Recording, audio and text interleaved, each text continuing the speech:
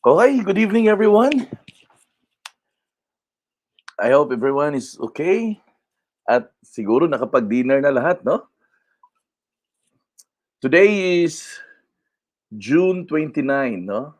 One more day and we're off, no? We're off with June, and after which ay magjo-July na po tayo, no? We're gonna be facing a new month. So, ibang arangkada naman, no? And this is what I always say, no? In the world of business, there's one thing that we are not in control of, and that is exactly time. And and no matter how much effort you're going to take, let it be remembered that we are all left with 24 hours a day. No one actually has 25 or 26 or 27. I mean, all of us only has 20 24 hours a day. And it is how you are going to use your 24 hours that will spell the difference between winning and losing, between succeeding and failing. And a lot of people actually believes, no, a lot of people believes that uh, their skill is enough. They believe that their money is enough to start a business and to make them successful. And I would say, no, not exactly, not exactly. In fact, I always say this: find a good mentor. Find a good mentor when you go into business, because the journey will be rough. The journey will be tough. There will be more challenges that you are going to face each day. There will be more struggles na ma-meet nyo po every single day. And those struggles are all, should I say, real, no? And in fact, your emotions will greatly be challenged. Now, there would be more pain that you're going to encounter. And having no mentors in the journey, um, most likely you're gonna end up, if not failing, you can probably quit. That's the reason why a lot of people quit in the journey towards becoming an entrepreneur. It's because they don't have mentors with them. Mentors are so important. You know what? In the longest time that I've been doing business, since the time I was employed, then I went into doing a lot of direct selling businesses until I put up my own company. And and if there's one thing that I really learned a lot, that is actually finding a good mentor. Before I join businesses, I always look onto the mentors. Who are the mentors of the business? Because my success, my journey in this business is greatly dependent on the mentors. Who are the mentors? Yes, I value na kilala tayo, magkakilala tayo, but I always have great respect for mentors. And I always go for having a mentor. No? So today, as we continue on our topic on entrepreneurship, in actually we are now in episode number 22. No, episode number 22 na po tayo. So medyo mahaba-haba na po yung journey natin. Dito ba sa journey natin sa community natin, kahit paano po ba may natutunan po ba tayo? I mean, were you able to learn something? Kasi kung wala, sayang din naman yung 21 episode, no? Kung wala tayong natutunan. So mentors are very important. Mentors are very important. When the time comes that you will be the one that will lead an organization, that will lead a team, meaning part of your role into the business is actually becoming a mentor. Be a mentor itself, no? So, bago po tayo maging isang mentor, kailangan po muna tayong magkaroon. Ganun po yun eh. You cannot give what you don't have. So, ang principle behind, you need to have first before you gonna, bago ka makapag-give. And a lot of people actually uh, will not take time dun sa learning, dun sa having ba, dun sa having. Probably siguro, baka feeling nila waste of time, baka feeling nila um, it's not It's not really contributing a lot. Kumbaga, wala lang. It's nothing, no? Pero ako kasi I always believe that the more we condition our mind, the more we receive training, the more we hear it, the more we are mentored by someone, the more we become sharper. No? The more our mind becomes sharper, our actions become sharper, our heart becomes stronger, and if there are discouragement along the way, I believe we will be able to to fight back, fight back. Because it's never gonna be a question whether you're gonna have challenges or not. You will have a lot of challenges actually. That's the reason why mentors are very important. Now, mentors are very important. When you join businesses, look at the mentors. Find a mentors. No, find a mentor.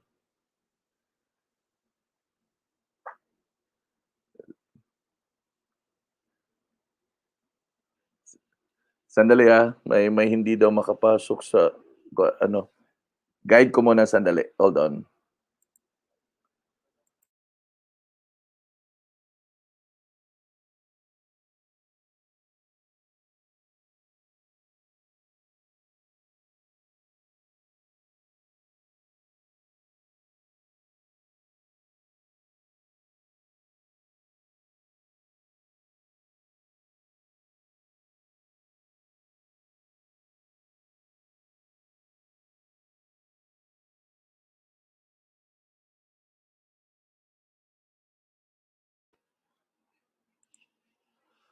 Okay, no? So, kahapon napakaganda po yung discussion natin.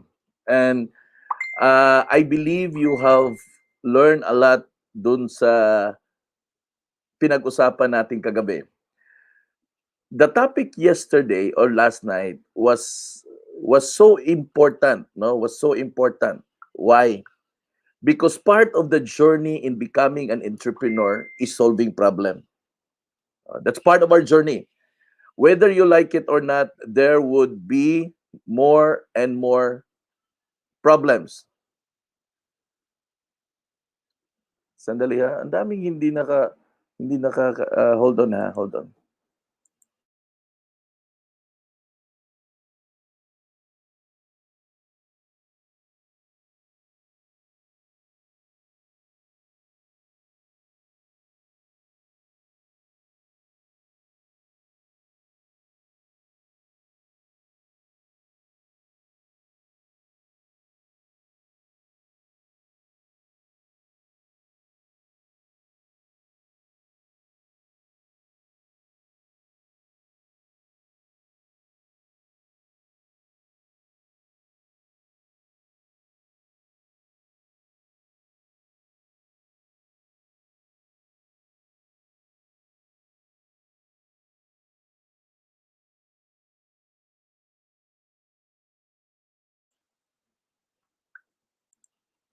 Okay, sorry guys Meron pa kasing hindi nakapasok, no? But anyway,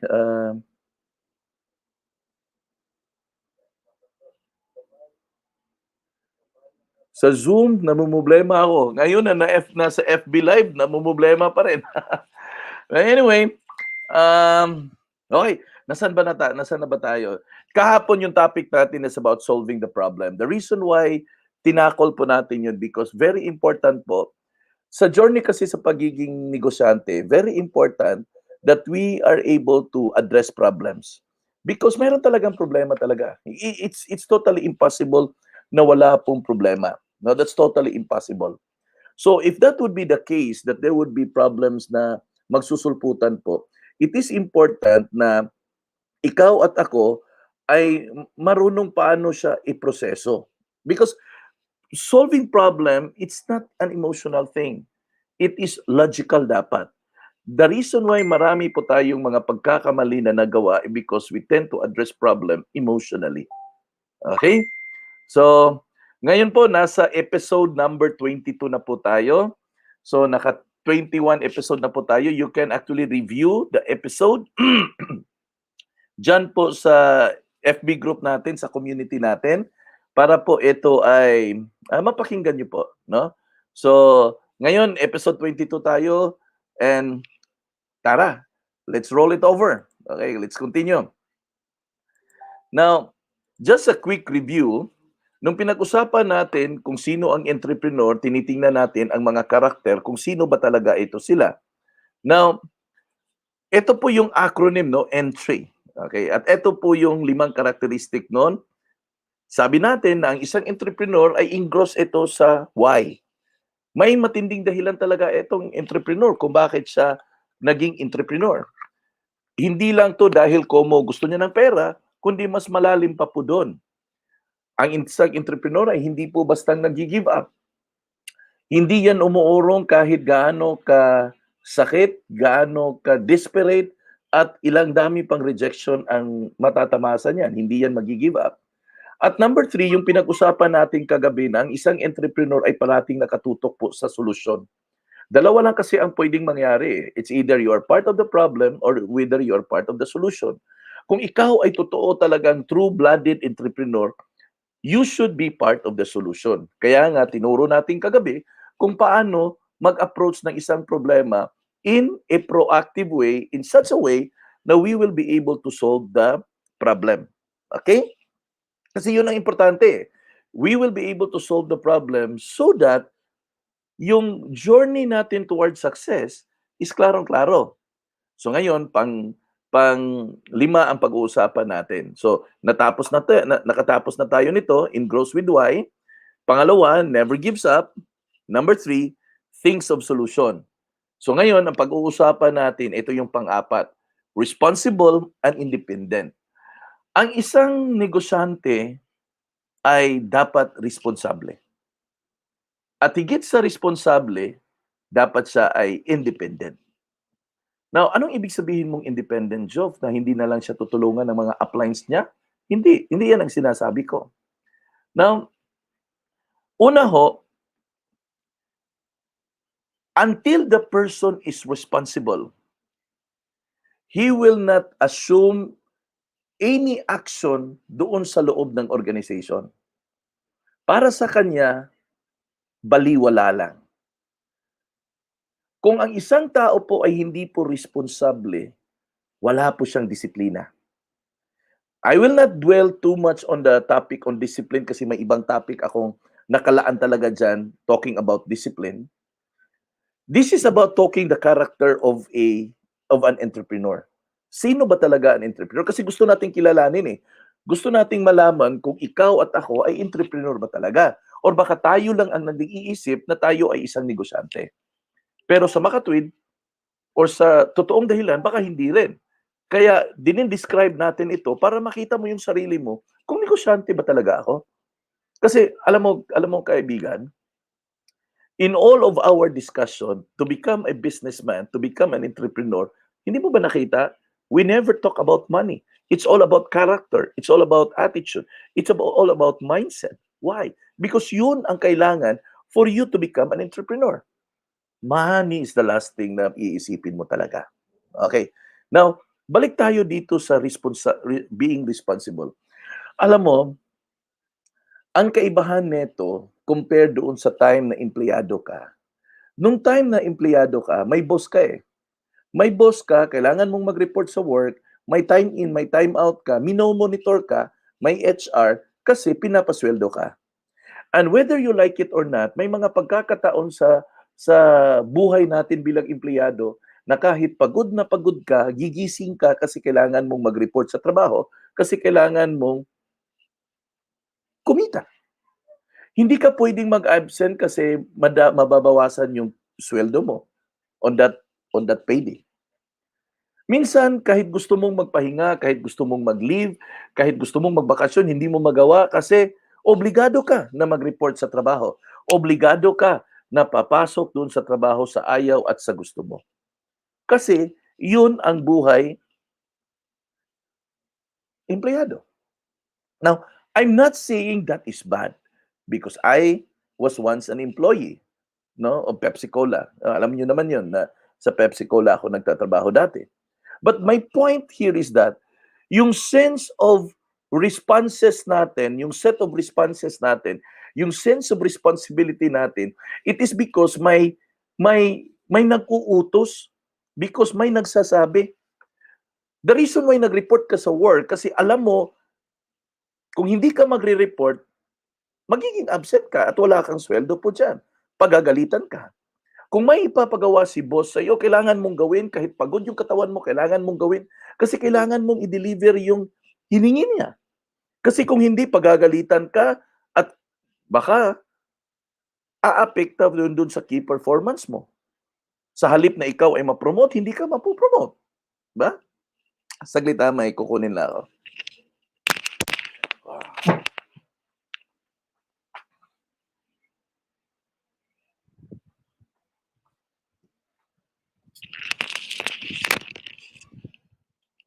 Okay? So, that's exactly what I'm talking, no? So doon sa time na ikaw at ako ay nagtatrabaho pa, in which ako personally, ayaw ko kasing mapahiya sa boss ko eh. Pag may inutos si boss, kailangan gusto kong maibigay, no? Pag may ipapagawa si boss, yung mga manager ko dati sa Pepsi, pag may ipapagawa sila, dinideliver ko talaga. Pag sinabi nila na, Joffrin, kailangan magbukas ka ng ganito karaming mga outlet, by hook or by crook, kailangan kong gumawa ng paraan na mabuksan ang mga outlet na yon. Nung inassign ako sa isang lugar na napakahina ang Pepsi, at binigyan ako ng instruction na kailangan in the number of months, ang Pepsi ay makikita ko na sa mga tindahan mga tindahan na yan, tininabaho ko ng husto. Bakit ho? Dahil inutusan ako eh. Nagiging responsable ako kasi inutusan ako. Nagiging responsable ako kasi nagiging empleyado ako. Ganon yung point doon eh. Ganon yung point doon. Eventually, nandun na rin po yung character at saka iba kung bakit ka masunurin sa boss mo. But eto po yung kaibahan. The moment na ikaw na ang magdinegosyo, the moment na ikaw na ang tinatawag mo na yung sarili mo na ikaw na yung boss. Sabihin natin ikaw na yung boss. That's the reason why na nagnegosyo ka, kasi gusto mo na ikaw ay magiging boss. Na ngayon na ikaw na ang nagiging boss, ibig sabihin wala na pong mag-uutos sa iyo. Di ba? So, dahil wala na pong mag-uutos sa iyo, hindi ka na po obligado. Kasi wala nang nag-uutos eh. Walang nag-uutos sa iyo, it means na hindi ka na obligado. So, ano mangyayari? Mga tao na mula po sa pagiging empleyado na nag-shift po bilang isang negosyante, kadalasan ho, pumapalpak sila sa disiplina sa pagiging responsable. Bakit ho? Kasi they live in the past na naghihintay ng instruction na ibibigay sa kanila kung ano ang dapat gawin nila. Pero ngayong na magninegosyo na sila, wala nang magbibigay ng instruction. Wala nang magbibigay ng instruction. So dahil wala nang magbibigay na instruction, wala nang magpupursige.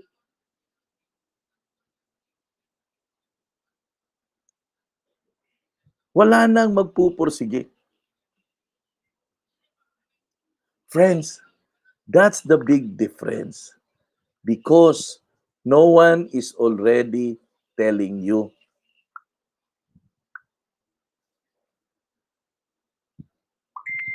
Kaya, marami sa mga tao mula sa pagiging empleyado, pabanjing-banjing na lang nung time na nagnegosyo na sila. So wala yung sense of responsibility. So my friends, ito lang po yung masasabi ko. Ito yung pag-uusapan natin kasi kadalasan dito tayo nagkakamali. The shift ba from employee to becoming an entrepreneur? So here it is. How are you going to develop that sense of responsibility? By taking ownership. Entrepreneurs are in control of the situation, whether it's good or bad. Now, ano ba tong, siguro narinig nyo na yung word na sense of ownership. Di ba? I believe narinig na ninyo yung word na sense of ownership. Ang sense of ownership po ay hindi po ibig sabihin na kayo po ang nagmamay-ari ng kumpanya na yan, kayo po ang nagmamay-ari ng kung ano-ano. But the sense of ownership is actually, gaya po sa akin, nung nagtatrabaho po ako sa Pepsi, I always put into my mind the sense of ownership on the things na ginagawa ko habang ako ay isang empleyado. The reason why kumakayod ako ng husto na kumakausap ng mga outlet na dapat malaki yung benta ko every month, dapat marami kaming nadideliveran na Pepsi every month, dahil feel ko na itong negosyo na ginagawa ko ay parang akin. So I take the responsibility na kaya hindi ako umaalis sa pwesto ko kung hindi naayos yung mga delivery. Hindi ako umaalis sa pwesto ko kung hindi naayos yung mga trucks. Hindi ako umaalis sa pwesto ko kung hindi ko masiguro na nakaruta ang mga truck ko dati. Anong ibig sabihin nun? I have to be in total control of whatever situation na darating. Kung masiraan ang route truck, dapat faster ako at mabilis akong mag-responde. Bakit ho? Kasi I am thinking na I own the business. And I am in total control of everything that I am doing. Whether it's good or whether it's bad. So, ano ba yung picture ng tao na walang sense of ownership? No, sa mga nagtatrabaho ganito. Ang tao na mga nagtatrabaho na walang sense of ownership, ganito po yung mga responses diyan. By the time na magtatrabaho yan, ang titingnan yan ay oras. Okay, oras po. Pagpatak ng alas 5 niyan, whether tapos ang trabaho or hindi, whether na-submit ang mga kailangan i-submit on that day or hindi, walang pakialam yan. Aalis yan. Ang taong walang sense of ownership, kung magka-problema doon sa opisina niya, wala siyang pakialam. Bahala na kayo dyan.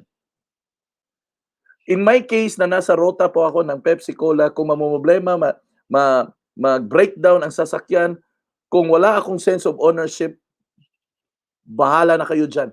Hindi ko na problema yan. Problema na ng PD yan. Ganun ang magiging responses ko. Pero hindi eh. I have the full sense of responsibility of that route. Nasiraan yan, maghanap ako ng solusyon na para makatakbo yan ulit. Yan po ang sense of ownership. Ang trabaho sa opisina na hindi matapos-tapos, gagawin mo, tatapusin mo. Kasi may deadline kang hahabulin kasi ito ay kailangan na mai-report bukas. Yun ang may mga sense of ownership. At mga tao na may sense of ownership will always feel the urgency kung bakit nila gagawin yun.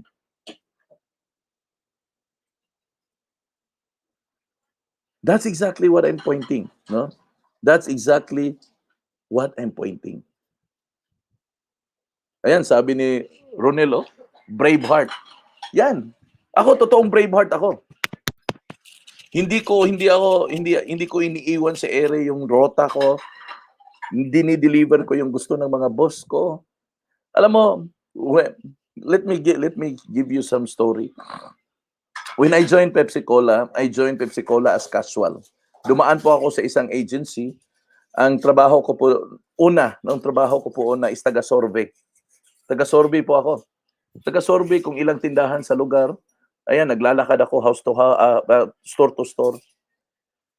Pero hindi ko po inisip na ang trabaho ko ay pinakamaliit na bagay dito sa opisina namin. Hindi ho. Alam mo ano yung ginawa ko? Ginawa ko ng maayos, ginawa ko ng seryoso. At kung maalala ko pa noon, ang sweldo ko dati, first na sweldo ko sa Pepsi Cola, sa agency 4,500. 4,500. Hindi ko inisip yan. Pero ginawa ko ng maayos. Then later on, nakita ako ng mga boss ko, pinag-apply ako na para maging isang regular employee. Hanggang I rose from the rank. But all of those things, I give it with my full dedication. Ayan, si Maricel, kasama ko yan sa bodega. Oh, yan, Maricel Sunggahin. Maog yun, maabtan taon mi og kadlawon sa settlement. Oh. Napay inventory. Totoo yan. Because I give my full dedication. No? A true-blooded na, true-blooded na Braveheart. Yung sinabi ni Ronel, Braveheart. That's how they call us. Pepsi employee are Bravehearts. Because we have sense of ownership. We don't turn our backs on problems, on responsibility. Mga boss ko dati, malala ko dati si Mr. Moalia. Hindi mo pwedeng bigyan ng rason yon na hindi mo na-hit ang quota dahil sa ganitong mga reason. Hindi tatanggapin yan. Kasi sir, medyo maulan eh. Kasi sir, ganito eh. Hindi po pwede yan. Alam mo namang maulan. Bakit hindi ka naghanap ng paraan para makakuha ka ng extra volume? Alam mo naman na ganyan ang situation. Maraming mga ganyan. Holidays. Bakit hindi ka naghanap ng additional outlet para madagdagan ang benta mo? It has always been like that. But we never say no. We never turn our back. But we rather move forward because we feel that we own it. Feeling namin kami yung may-ari ng Pepsi. Ganun yung feeling namin na nagtatrabaho kami. Feeling namin na kami yung may-ari ng kumpanya na to. And that's exactly what I'm telling you. When you want to venture into this business, when you want to become an entrepreneur, you need to develop that sense of ownership. No? You need to develop that sense of ownership. Now, ano ba ang sense of ownership? Ayan, tingnan natin. Define natin para medyo alam natin kung ano ba talaga ang magkaroon ng sense of ownership. Sabi dito, sa sense of ownership, it is the feeling that organization is yours. Yan, feeling, oh. Kahapon, sinabi natin, when it comes to problem, we don't use our emotions. We don't use our feelings. But dito naman, pinag-usapan natin na dapat i-feel natin na ang organization na binuo mo ay sa'yo. Sa'yo na ba talaga yan? No? There has to be a sense of belongingness into that organization. And there has to be a commitment that is given into that organization. Dapat may organizational identification at saka organizational commitment. You are committed to your organization. You are committed to your group. You cannot say, no, hindi mo kaibigan, ikaw dito ngayon na nakikinig, ikaw ay upline. Hindi mo pwedeng sabihin sa sarili mo na busy ka at dahil busy ka, hindi mo na-attender ang mga pangangailangan ng mga downlines mo. Hindi ho. Later on, pag-usapan natin yan pagdating dun sa independence. Pero my point here, you cannot say to yourself that you are not accountable doon sa success ng downline mo. Accountable po kayo. Accountable ka sa success ng downline mo. Accountable ka rin sa failure ng downline mo. And when you are fully committed to your organization, when you are fully committed to your group, then you will be committed to each and every person down the line. Now, the objective here is actually one day, these people of yours will one day become independent. Because the objective is leverage. Yun ang objective. So, you've got to pour in time, you've got to pour in your resources, in order for these people na mag-grow sila that one day, pag sila na ang tumayo, kaya na nilang mag-mentor ng mga downlines nila. That is important na darating ang araw, tayong lahat dito, tayong lahat na naka-enroll sa Pinoy Homepreneur Masterclass, One day you are going to become mentors. You will become coaches. And when you are, ito pa nga pag meron ka ng downline na isa, ang tawag sa iyo coach na. Pag meron ka ng downline na isa, ang tawag sa iyo mentor na. Bakit? Kasi may ipapasa ka na information ngayon eh. May ipapass on ka na ng mga ideas. May ituturo ka na. And if you are not committed to your group, you are not committed to your members, if you're not committed that they will succeed, ay wala kang pakialam dyan. Wala kang pakialam dyan. Pero hindi pwede. Later on, I'm gonna explain to you the relevance kung bakit talaga may pakialam ka sa success ng tao mo, sa success ng downline. Kaya nga, I said earlier don't just join a business because kaibigan mo siya. But join a business because somebody can give you the mentorship na kailangan mo. Marami namang mga pagkakataon na inimbitahan ka ng kaibigan mo, pero anong nangyari? Iniwan ka. Pero sino yung natira na nag-mentor sa'yo? Tingnan mo nga.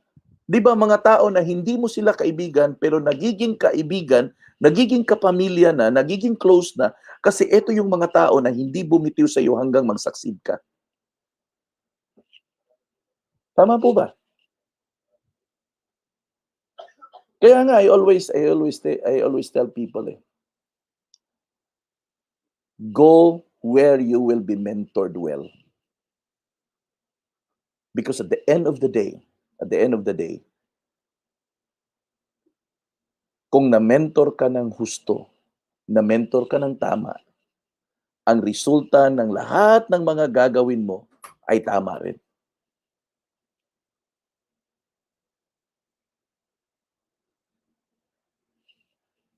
It is very important. It is very important. When the upline doesn't have the sense of responsibility or the sense of ownership, ulitin ko when the upline doesn't have the sense of ownership, he's not going to mentor those people. Kasi nakakapagod mag-mentor. To be honest, nakakapagod mag-mentor. You're gonna pour in your time.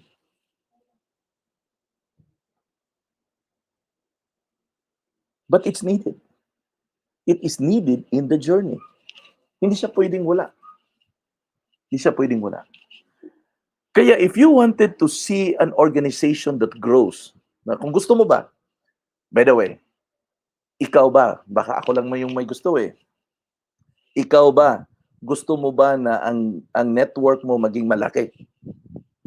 Gusto mo ba na mag-grow yung network mo, yung organization mo? Kasi kung gusto mo, wala kang choice, but you've got to mentor them. Wala kang choice, but you've got to accept the challenge of being a coach. Kaya nga, I always say, how I wish I could just have a few people that I can talk to regularly. How I wish. Kasi I can give a quality time and a quality coaching and mentorship. Since I cannot be in all places at all times, ginamit ko na lang itong FB Live. But I would still do prefer if we could sit down, talk, make a few chit-chat, and be who we are as we talk. Alam mo, masaya ako masaya ako last weekend because nakasama ko si Mary Berdad, nakasama ko si Jovi Hatiko, nandun din si Mel, kasi she stayed there. I'm so happy because for the longest time, hindi ko pa po na-experience. Nandun din si Marilyn nung first day, nagkasama kami. Wala po akong personal time na naibigay sa kanila because of the distance. No, kasi nasa Balamban sila, nasa Toledo, nandito ako sa Cordova. And I wasn't given the chance. But last weekend, I stayed for a couple of days. We've dined, we've talked, personal, and everything. And in fact, nakausap ko si Mary Berdad, and I was greatly moved by her story. And in fact, I said to myself when I get back here in nakarating ako dito sa Cordova, I said I'm gonna hire a videographer, and I'm gonna shoot a video for Mary, because her story needs to be told by everyone, because she has a good story. And I'm so happy because I was there. I was with them. I ate with them. I go with them. I walk with them. I talk with them. And that's the reason why I always say this to you.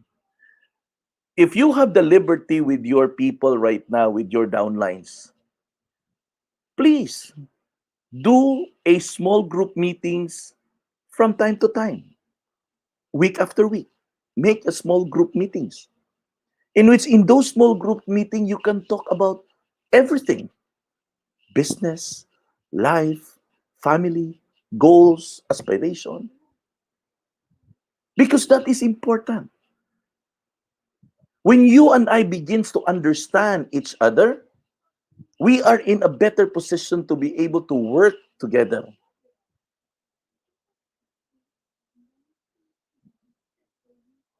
Yan, sabi ni Jinilin, no? Proud of you, ma. Grabe, when I hear the story of Mary, when I went, pag uwi ko sa sa bahay namin sa Toledo, kausap ko yung daughter ko, sabi ko sa kanya, baby girl, that's how I called my youngest daughter. We have one in the PPI, and her story is like this, and I'm so moved with the story.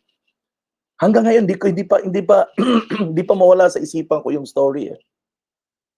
But I won't tell you. No, I won't tell you. I want Mary to tell you her story. No. I want Mary to tell her story to you. But I was greatly moved. No, she's here. No, she's here. Sabi niya dito, maulaw ta sa secret to. But the story was so powerful. So powerful. That that after hearing the story, I became more motivated to do more. I became more motivated to coach you more. I became more motivated to teach you more, and do a lot of sessions.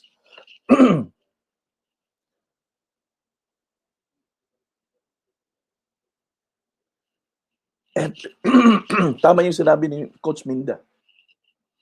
Every person has a story to tell. And because every person has a story to tell, I think as a coach, you need to hear their story.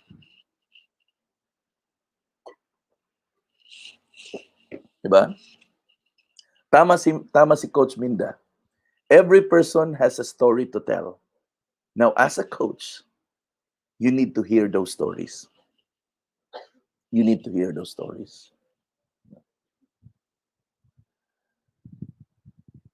So ito po, no? Ito po yung what is it, no? Kung paano ka magkakaroon ng sense of ownership. Now, tingnan natin what is it not, no? Ano yung walang ka-sense, no? Walang ka-sense. Walang sense of ownership. If you don't have a sense of ownership to the business na ginagawa mo ngayon, ito, bigyan ko kayo ng definition. Individuals putting no effort. Walang ka-effort. Makes others frustrate, demotivated. Wala lang ibang hinahabol kundi kung kailan ang sweldo, mga benepisyo, at kailan maging holiday. Pangalawa, ang taong walang sense of ownership creates environment of blame and finger pointing. Parating nagtuturo sa mga pagkakamali. Ay, ito dahil kasi sa kanya eh, dahil sa kanya eh.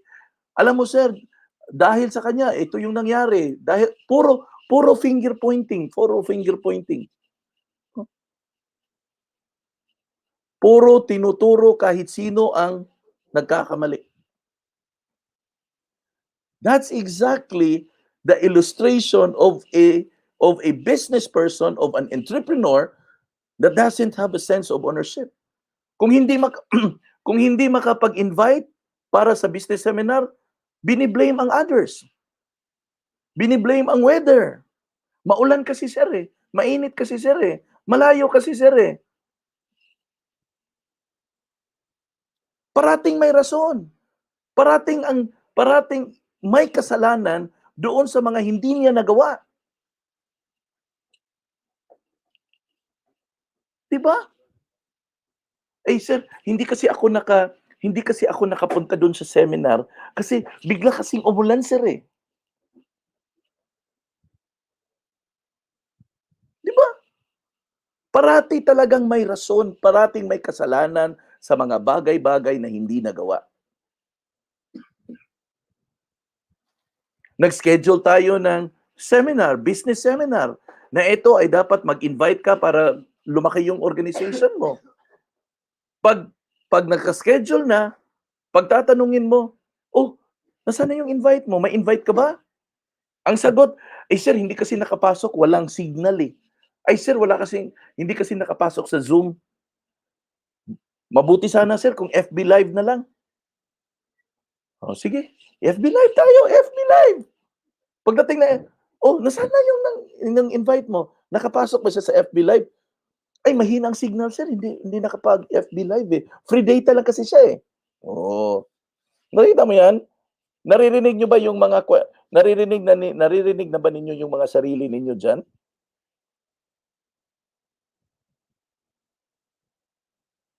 That is a sign of people or an entrepreneur na wala pong sense of ownership. They will always pinpoint reasons kung bakit nila hindi nagawa ang dapat nilang gawin.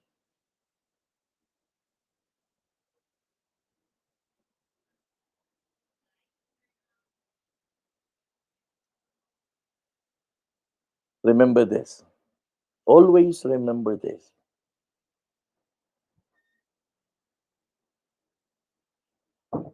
Ibigay ko na lang na illustration, itong lack of sense of ownership, ha? I-illustrate ko na lang para mas ma-picture out niyo talaga kung ano yung gusto kong ipaabot. Merong isang tindahan, merong isang tindahan, dalawang tindahan magkatabi. May bumili, may bumili sa tindahan, okey? May bumili sa tindahan, so siyempre may mga tindera 'yan, may mga maliban sa tindera, may mga boy diyan doon sa tindahan, okey? Now ngayon, naghanap yung customer sa tindahan. "Kuya, kuya, meron ba kayong ano diyan, tubo?" So ngayon, etong tindera, sumigaw do'n sa bodegero nila, "May tubo ba tayo diyan?" Oh, sagot yung nasa bodega, "Wala na tayong tubo." Gano'n na, "Wala na tayong tubo." Hmm, balik yung tindera, sasabihin niya, "Wala ng tubo, wala ng tubo." So, ang situation, umalis ang tao. Tingnan mo yung may-ari ng negosyo. Ang may-ari ng negosyo, 'pag may naghanap na pumunta na mamimili, naghanap, ito kadalasan sa mga inchik ganito 'to sila, eh. 'Pag pumunta, punta na, "May tubo ba kayo diyan?" Magtatanong 'yan, "May tubo ba tayo diyan?" Oo. 'Pag ang sagot, "Boss, wala na tayong tubo, naubusan na." Ito yung may-ari, may-ari ng tindahan. Ganito ang sasabihin, "Ma'am, meron po. Ilang tubo ang gusto mo?" Walang tubo, walang stock na tubo. Pero ang sinabi niya, "Merong tubo, ma'am. Ilang piraso gusto mo?" "Dalawa lang." "Ano pa po, ma'am?" "O, bigyan mo rin ako ng ano, ng pako o iba pa, ayan, sa hardware." Bakit ginawa ng may-ari 'yon? Hindi ba kayo nag-isip, bakit ginawa ng may-ari 'yon? Alam mo bakit? Alam mo bakit ginawa ng may-ari 'yon? Because alam ng may-ari na 'pag bibili ito sa tindahan ko, may dagdag pa 'to na bibilhin. At kung makabili 'to sa tindahan ko, babalik at babalik ito na dito bibili kasi kumpleto ako. Ang gagawin ng tao ng inchik na walang stock na tubo, ang gagawin niya, lalabas siya sa tindahan niya, pupunta siya sa kabilang tindahan at bibili siya ng tubo. Kahit walang tubo na yan, kahit walang profit, no, kahit walang profit, ibabalik lang niya ang puhunan para lang maserbisyuhan yung client, yung customer na yon at makuha yung ibang order. At sa the next time na babalik yun, ay babalik ng babalik yun. Na hindi mawala ang customer. Bakit ginawa ng Insik yun? Kasi sense of ownership. Sense of ownership. Kasi siya ang may-ari eh. Siya ang may-ari. Kasi kung ikaw ang may-ari sa negosyo, gagawin mo ang lahat kasi manghihinayang ka. Kasi ikaw ang may-ari. So gagawin mo ang lahat kasi ikaw ang may-ari ng negosyo, manghihinayang ka. Pero kung feeling mo hindi ikaw ang may-ari ng negosyo, ayan, tingnan mo. Walang ka-effort. Ayan o, individuals putting no effort. Walang ibang iniisip kundi kailan ang sweldo, ano yung benepisyo ko, kailan ang holiday. Kung walang benta, ang ituturo niya ang situation kasi walang stock. You get my point? You get my point between having a sense of ownership at walang sense of ownership? O ngayon, balik natin sa network natin. Sabi mo, may sense of ownership ka sa negosyo mo. So ngayon, paano mo ipakita sa network mo? Paano mo ipakita sa network mo na may sense of ownership ka sa negosyo na to?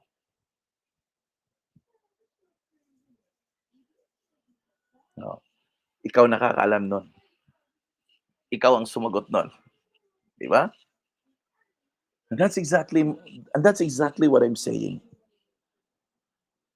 Alam mo, if all of you coaches here will have that sense of responsibility, malaking bagay po ang diferensya sa organization nyo, sa grupo mo, malaking bagay po ang makikita mo.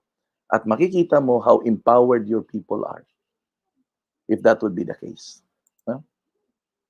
Let's continue. Now, tips to create a sense of ownership. Now, tingnan natin itong mga tips na to. Hindi naman to gaano karami ang mga tips na to eh. Okay, tips to create a sense of ownership. Number 1, share your long-term vision. Share your long-term vision. I will not going to dig that deeper because napag-usapan na natin yan in the previous episodes.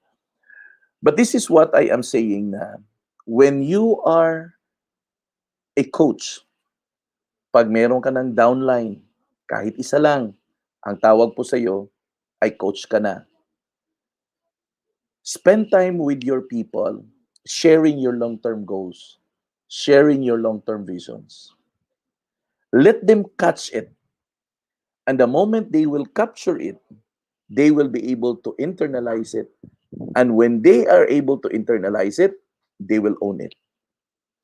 That your vision eventually becomes their vision. Ulitin ko ha. When you share your long-term vision to your downlines, your vision will eventually become their vision. Naalala ko, earlier in the company, ayan, sina ano pa yun eh, sina Mel, sina Judy, sina Shirley, sino pa yun, si Irene Cariaga, sino pa yun, I forgot the others. Early on, I do have personal time with them kasi iilan lang eh. There were only around 5 or 6 people within the organization during that time. The mastermind class that I am conducting before are actual. Kasi konti lang kami. Konti lang during the time when we started. Kukonti lang talaga when we started. When I started, kukonti lang. So, I got the chance to talk to them personally. So, yung mastermind class dati, kukonti lang, 5 or 6 siguro. No? So, personal talaga kami na nagma-mastermind class. And the internalization of the vision that I had was actually shared by these people. And I always make it sure that every now and then, binabalik-balik ko yan so that they will be able to capture it. Na makapture nila. In fact, if those people who've been with me for the longest time, they will always hear me say, one day, just one day, we will be able to get there. Just one day, we will be like that. Just one day, we can have that. It's always one day. I always tell them one day, just one day, just one day. They often hear me that. Why? Because I always share to them my innermost thoughts. And that's exactly what I'm saying din sa inyo. When you are going to have your team with you, it is important that you're gonna be sharing your long term visions with them. Do have time with them to talk on a personal scale. On a personal scale. And since we don't have that liberty already on a face-to-face mastermind because of distance, I can only have a one big mastermind class like this. But I still hoping for the coaches right now na nandito ngayon, I'm hoping for the coaches that you can have your own small groups there. Na kayo-kayo ba? Doon sa mga downlines ninyo, mag-usap-usap kayo, mag-meeting kayo, gumawa kayo ng mga regular meetings. Eh, ang problema kasi, itong mga coaches natin ngayon, they're not doing meetings with their downlines anymore. Kasi pinapaubaya na lang, bahala na si Sir Job doon sa mga trainings nila. No. I can only do so much. I can only give this much. But again, the personal touch, the personal interaction would still be done by you coaches. Kayo. Bawat isa sa inyo na may mga downline na, please mag-meeting kayo. Magkanda kayo ng meeting on a regular basis. Yes, nandito ako. Nandito itong mastermind class. But always remember, you need to be immersed with your own group. Dapat immerse kayo dun sa sarili niyong mga grupo.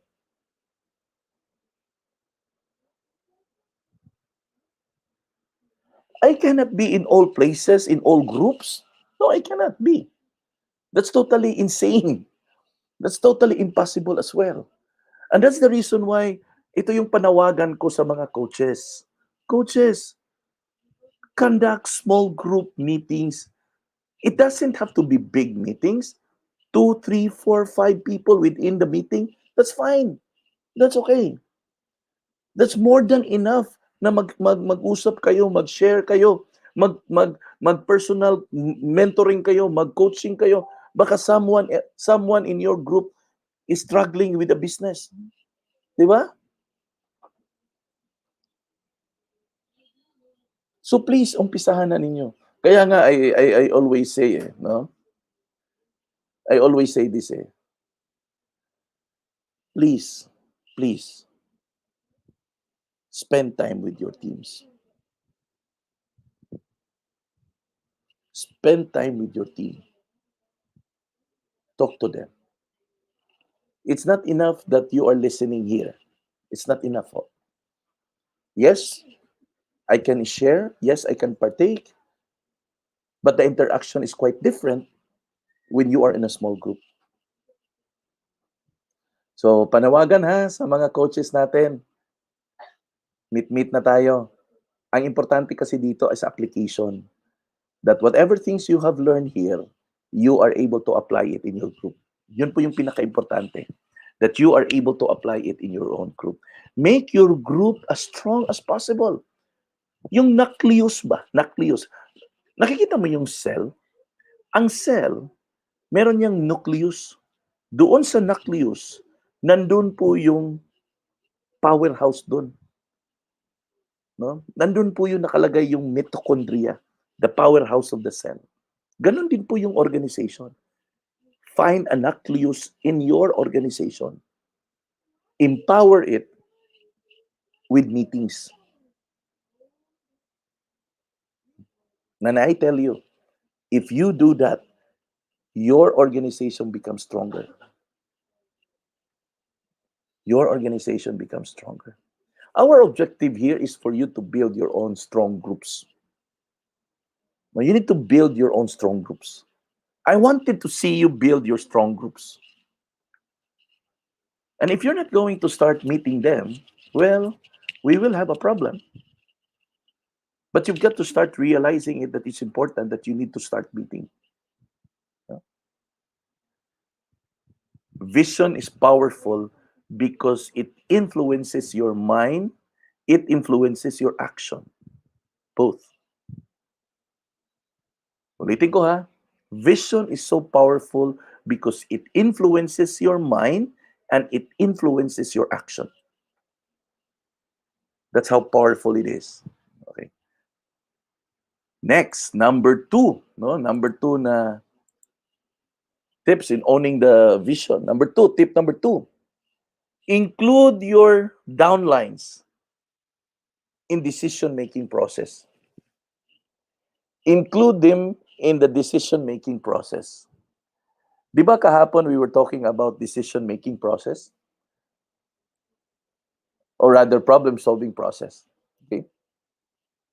I think I was able to discuss the decision-making process on previous episode. But the point here is this.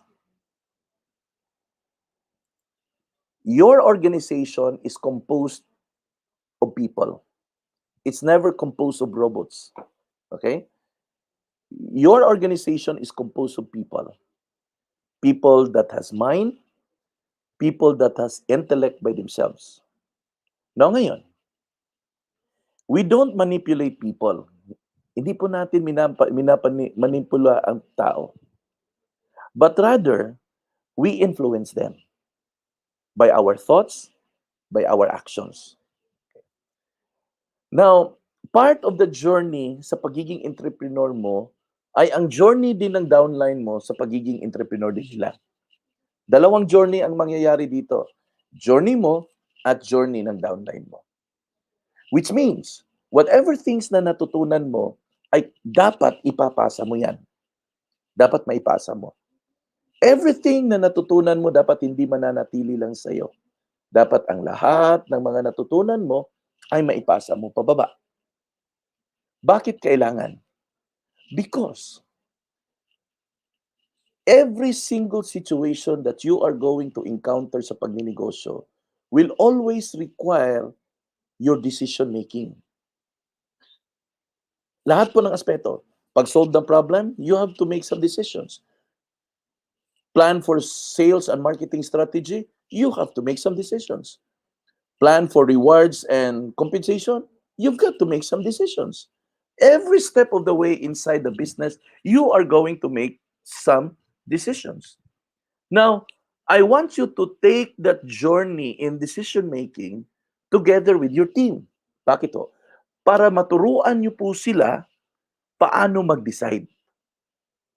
Hindi po siya po pwede na lahat ng mga bagay sa loob ng organization mo, sa loob ng network mo, ay ikaw ang magdi-decide. Okay, I'll give you one example. Siguro meron naman ditong mga kasamahan natin na BDM. Ayan, sina Lizelle, may mga BDMs dito. For those BDMs, you perfectly know that when it comes to decision making with regards to the project or to the developer that you are handling, whether it's for PKS or whatever activity it is, you very well know that I always throw it back to you. Not that I cannot decide it for myself, but I want you to exercise decision making. We have already discussed the parameters. We have already discussed the boundaries on which you are going to make the decision. So, ibig sabihin, alam mo yung boundary kung hanggang saan ka pwedeng mag-decide. Alam mo ang mga kondisyones sa mga bagay-bagay na ikaw ang mag-decide. Then within that parameter and within that condition, make a decision. Di ba? That's how I deal with you. Bakit? Because I'm allowing you to be part of the decision making. Sinali ko kayo sa decision making. Bakit ho? Because one day, you gonna teach your people how to make decision as well. Kung hindi ko kayo isasali, ako lang ang marunong mag-decide. Paano yung mga downlines nyo? Paano yung mga downline sa downline nila? So wala. Walang mangyayari na leverage. Walang mangyayari na duplication. Tama po ba? So you see, if you're gonna make them involved in the decision-making process, eventually, you as a coach, your load will become lighter because a lot of people making decisions, and you can concentrate more on important things, like expanding the business, like creating a program, while having some events or activities that will help you build your business. Diba? So, invite your people to be part of the decision-making process. Hindi po pwedeng ikaw lang lahat. Ano ba naman yan, no? Number 3, reward, dedication, and success. Okay. Reward, dedication, and success. You know, guys, reward doesn't have to be expensive. Ulitin ko ha, reward doesn't have to be expensive. Yung mga nakikita mo na mga certificates, mga trophies, maliit na halaga lang naman yun eh. But it's the fact that they have been recognized. It's the fact that they have been acknowledged. Kahit nga dun sa simple nga congratulations sa Facebook shoutout, it matters a lot. And the more they get to see that, the more they are going to feel sa sarili nila that truly they are part of this organization. Kaya ako I commend you yun doon sa mga congratulations nyo sa Facebook. Keep it up. Maganda yun. Maganda yun. Because it boosts the morale of the person. And when morale are boosted, believe me, hyperactive yan. Hyperactive yan sila. And friends, ito lang po yung masasabi ko. Just always remember that everyone in our organization ay tao po yan sila. And whether you accept it or not, minsan tayo, KSP rin tayo. Di ba?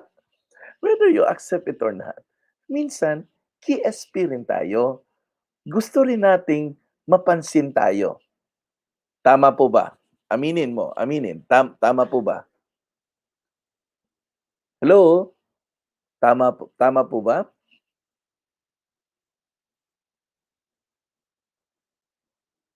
Oh, tama. 'Di ba? Aminin man natin o hindi, minsan KSP din tayo. Ayan, si Julius nang nag-approve, wala nang umamin. Julius, ayaw na nilang umamin.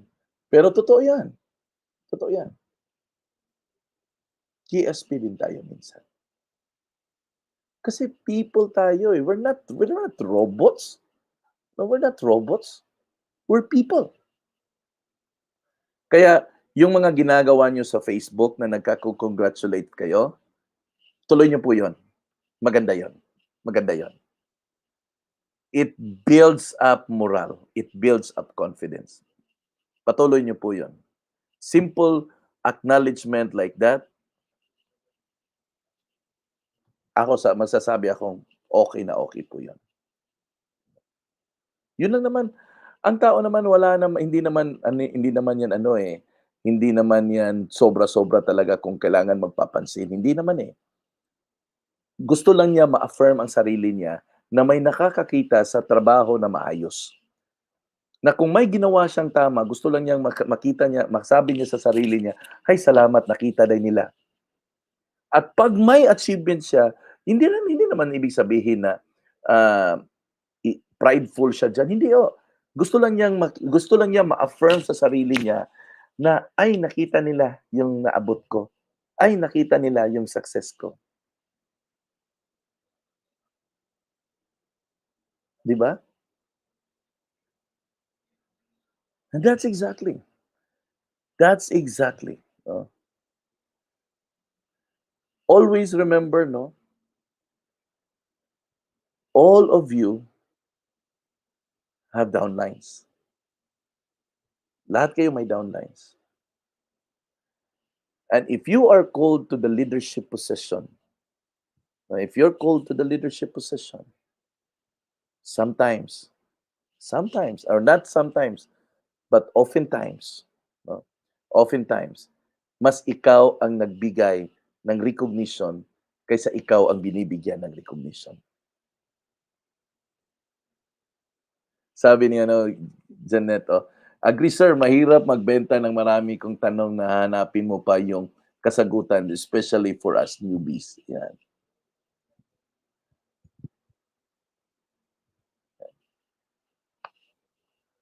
So guys, ito lang po, no.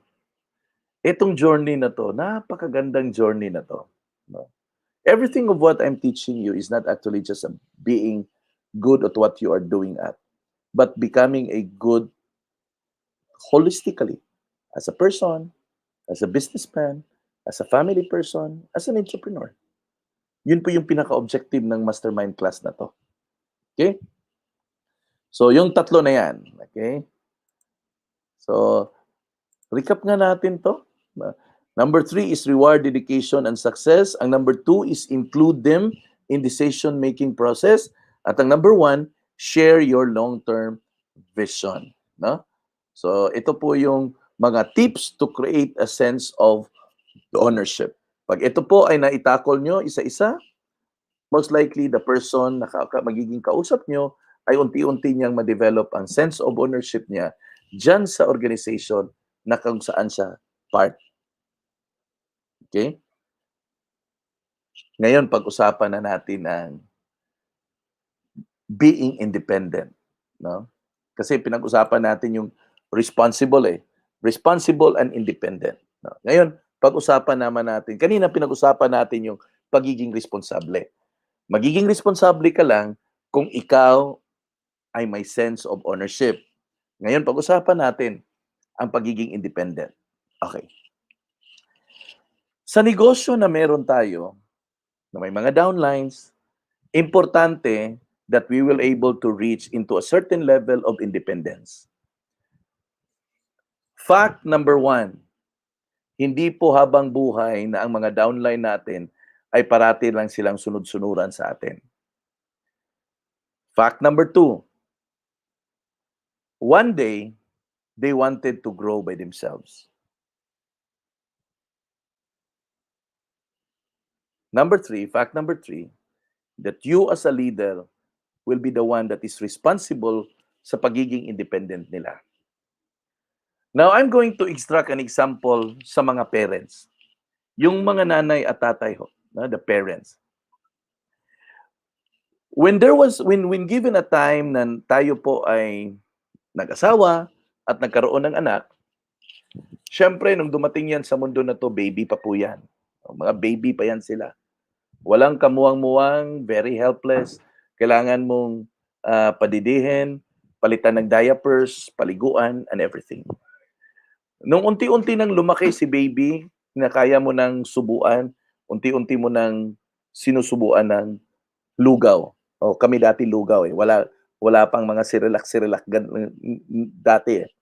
So ngayon may mga Cerelac na ngayon . Minsan medyo may pasosyal din, Gerber, no? Kami dati lang, lugaw, no?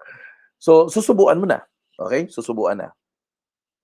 Now, by the time na sinubuan mo siya, kasi gusto mo na siyang matutong kumain. Sinubuan mo, syempre, no?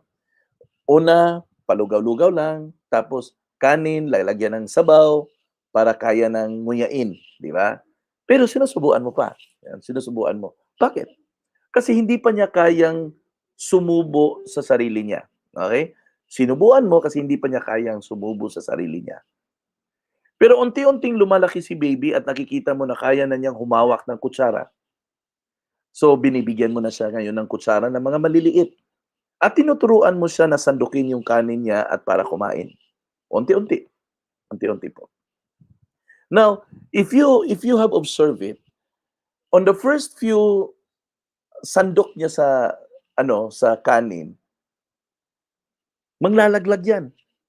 Malalaglag yan, no? Kasi hindi pa niya medyo kabisado i-navigate yung kutsara. So malalaglag yan. Pero hahawakan mo yung kamay, tapos isusubo mo, di ba? Maglalaglag, hahawakan, isusubo. Until your child marunong nang magbihis, marunong nang maligo, marunong nang kumain sa sarili niya, papasok na sa school, lumaki na, in short. Now, haven't you noticed, yung baby mo, yung dating anak mo na baby na ngayon ay malaki na, unti-unti mo siyang tinuturuan sa mga bagay-bagay na dapat mong ituro. Paano maghugas ng pinggan, paano maglinis ng bahay, paano ayusin ang kama. Unti-unti mo siyang tinuturuan paano maglaba, paano magsampay. Unti-unti po lahat tinuturo mo siya, no? Unti-unti mong tinuturo lahat. Bakit mo tinuturuan ang anak mo sa mga bagay-bagay na dapat nilang matutunan? O sige, participation tayo. Bakit nga ba tinuturuan mo yung anak mo sa mga bagay-bagay na dapat nilang matutunan maliban doon sa baby pa sila, paano maglakad at gano'n. Nung lumaki na sila, tinuturuan mo na sa mga gawaing bahay, lahat. Bakit mo sila tinuturuan? Ano yung reason mo bakit sila tinuturuan? Can you share? Sige daw, pa-share. Ano yung reason mo kung bakit mo sila tinuturuan?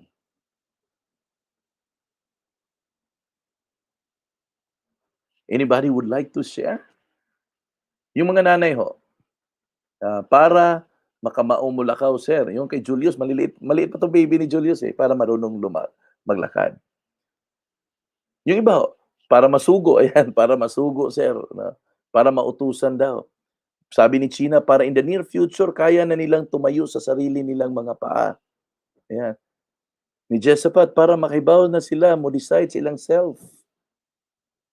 In short, the goal kung bakit mo tinuturuan yung mga anak mo, so that they can stand on their own. That's the goal. That's the goal. In fact, part of it is tinuturuan mo sila paano sila mag-decide sa mga bagay-bagay. That they need to be independent. In fact, the reason why tinuturo mo yan, para magiging independent sila. Na balang araw, kahit wala ka na, kaya na nilang tumayo sa sariling mga paa nila. And they know exactly what they're going to do. Na wala pong kaibahan yan sa negosyo. Dito sa network marketing business na meron tayo, walang kaibahan yan. Real estate, network marketing yan. JStore, network marketing yan. Unified, network marketing yan. Insurance, Manulife, network marketing yan. Natasha, network marketing yan. Evo, network marketing yan. Lahat na yan, network marketing na yan. Bakit to? Di ba? Para balang araw magiging independent.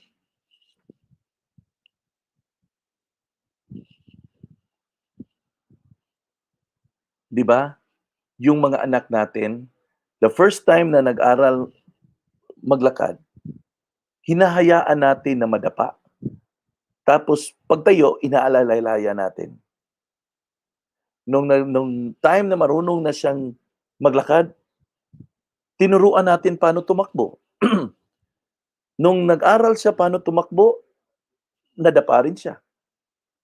Pero inalalaya natin para makatakbo ulit.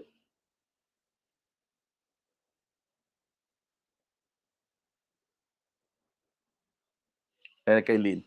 Pero sir, iba din na hindi marunong tumayo sa sarili nila, sir. Puro na lang mama. Ang may kasalanan yan, Lynn, ay ang nanay. No? Pag ang anak mo, puro na lang mama, ang may kasalanan yan, ang mga magulang. Kasi right from the very start, hindi nila tinuruan paano sila tumayo.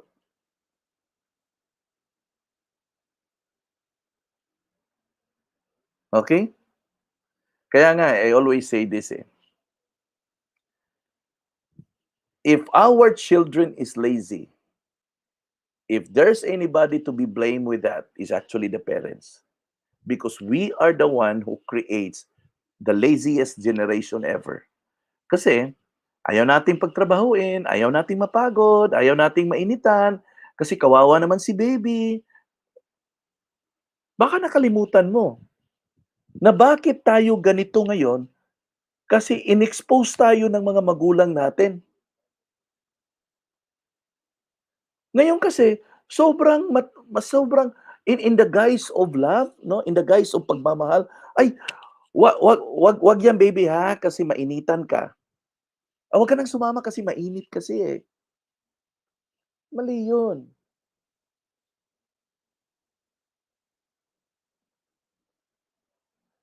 Kayo ba, ma-imagine niyo ba yung sarili niyo na ang anak mo na teenager ay susubuan mo pa?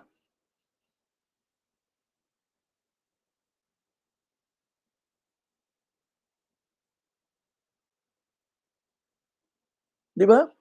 Ikaw, na-imagine mo ba sarili mo na ang anak mo na teenager ay kailangan mo pang subuan? Imaginin mo daw, anak mo na teenager kailangan mong subuan. 'Pag nakita yan ng ibang tao, alam mo sino ang pagtatawanan? Hindi ang anak mo. Ang pagtatawanan ang nanay. Anong klaseng nanay yan? Ang anak niya 20 years old, sinusubuan pa, 'di ba?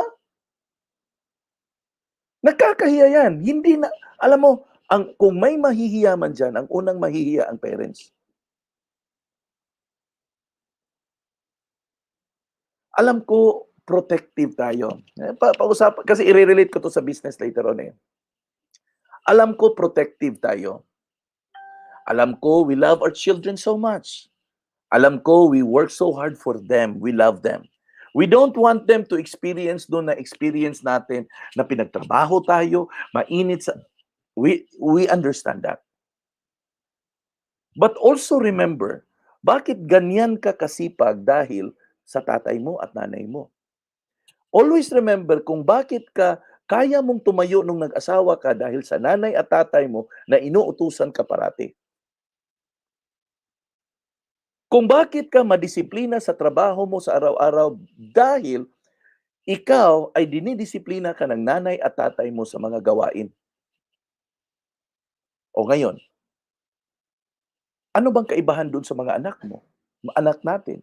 Kaya nga, sabi ko kung ang sinasabi ngayon na ang mga henerasyon ngayon ng mga anak natin ay mga tamad, totoo yan. Alam mo kung sino may kasalanan, kung sino ang nagpagawa nilang tamad? Tayo, parents. Huwag mo nang ipasa. Aminin mo na naging tamad ang mga anak natin dahil na rin sa atin. 'Di ba? Look at yourself. Who you become dahil doon sa alam mo strikto kasi si nanay, strikto kasi si tatay, eh.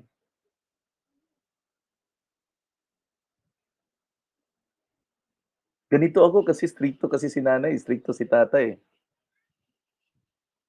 'Di ba? That's exactly what I'm pointing. Now let's go back to the business. Okay, let's go back to the business. In the business, yes, we teach.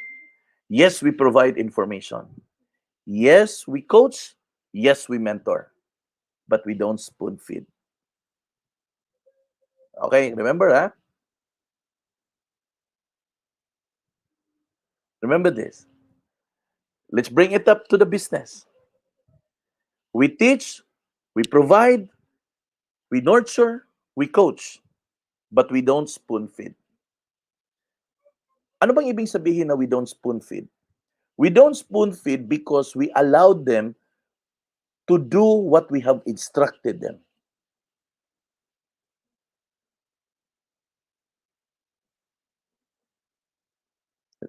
Patawag ko kay Joby, sandali ha, babasahin ko kay Joby. Ako sir, kulatahon, grabe kulatahon 'no, basta makasayop andam na gyud sa kaugalingon 'no. Kasi it caught my attention na yung sinulat ni Joby, kulatahon, eh. Bantay mo ni Joby ha, mangulata na. Ah, going back to the business, that's only the message that I'm gonna tell you. You provide the information, you teach everything, but never spoon feed them. Teach them the process. Teach them how to do it. Teach them where to go. Teach them what to do, and let them do it. Don't give a man a fish because you will only feed him for a day, but rather teach him how to fish so that that man can feed for himself for the rest of his life.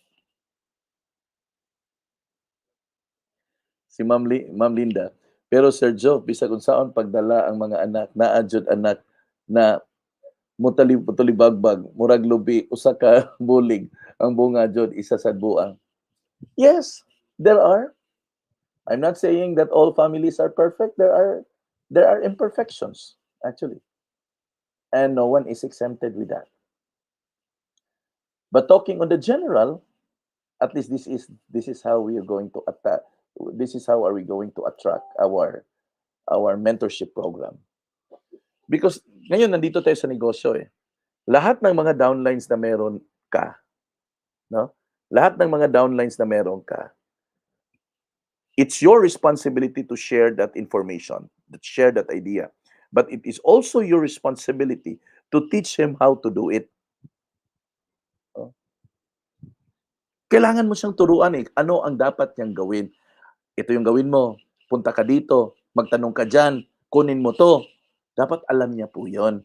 Kasi kung alam niya kung paano gawin yan, it would become more easy for that downline of yours pag darating ang panahon na may kliyente siya o customer siya. 'Di ba? Ganun lang po yun eh. The reason why yung mga downlines natin na hindi talaga makasunod dun sa dapat na gawain, kasi pinuspoon feed mo eh. Binigay mo na lahat eh. Huwag ganon. Turuan mo siya na maalamin ang proseso paano gawin yun. Kasi yun ang importante eh. Ang dapat instructional. Itong gawin mo. Punta ka dito. Punta ka dyan. Kunin mo to. That's what I mean instructional.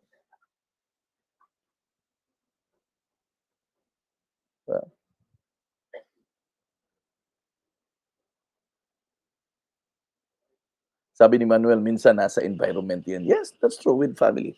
That's also with environment. Kaya nga, it's an analogy that I brought it here into the business. In the business, you have the liberty to create the environment. No? Nasa sayo po yung pag-create ng environment in the business. When we apply these principles into the business world, makikita mo talaga that that's exactly how it's been done. Yung sinabi ni Coach Minda, parenting, the parenting program on how we do with our family, that's exactly what you're going to do with your downlines. No? Joby, need to accept the rejection and to know their mistakes. Relate match, Ma'am Job, manugway ko sa baka sa una. That's exactly, no? So our goal for our downlines is for them to become independent. Our goal is not for them to become dependent sa atin for the rest of their life, but our goal is for them to become independent. That's why we teach them how to do. Earlier po kanina, doon sa may ginawa po akong live kanina, at tinuturuan ko po ang mga bago po nating mga real estate agent kung paano sila maghanap ng real estate project. At tinuruan ko sila gamit yung tools na inintroduce ko. Bakit ko ginawa yun? Bakit ko tinuruan sila ng proseso? Because if they know the process, they can duplicate the process, and process is duplicable. When it is duplicable, then everybody knows how to do it. Ganun lang po yung kasimple. No? So, ito, pag-usapan natin yung being an independent. Na ngayon, how to become an independent entrepreneur. Ano ba ang mga dapat gawin natin para maging isang independent entrepreneur? Okay. So, di naman to ano eh, mga bullet points lang naman to eh. Number 1. Okay. Tip number 1. You must be in it for others and not yourself. You must be in it for others and not for yourself. Now, as much as when it comes to business, we talk about money, eh wala naman pong masama po doon. Everybody, in fact, the objective of getting into the business is actually to make money. That's exactly why we are doing business. But the inner objective there, especially in the kind of business that we have, is we are in here so that we will be able to help others and not just ourselves. Yeah. So yun po yung tip number 1. You must be in it for others. Ibig sabihin, you need to help enough other people get what they want for you to get what you want. Sino may sabi nun? Si Zig Ziglar. Sabi ni Zig Ziglar, you need to help enough other people get what they want for you to get what you want. So, simpleng bagay. Simple ang statement. Kung gusto mong makuha ang gusto mong maabot sa buhay, sa negosyo, kailangan tulungan mo ng ang tao, tulungan mo ang mga maraming tao na nasa sayo na makuha nila ang gusto nila. Kasi kung makuha na nila ang gusto nila, then makukuha mo na rin yung gusto mo. Because that is what network marketing is all about. When your people succeed, you also succeed. When your people don't succeed, you don't succeed.